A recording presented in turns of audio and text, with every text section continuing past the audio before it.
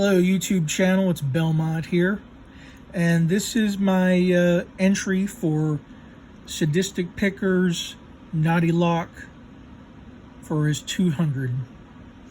This is my True Value M1 that actually has the code on it, and nice little spring loaded core. It opens up with a key, but I've only opened up this little bitch with my Clom electric pick gun only once. I can't get it to open with even my Bogotas at this point, and I've tried in the last 2 months. So, entry Sadistic 200 hashtagging.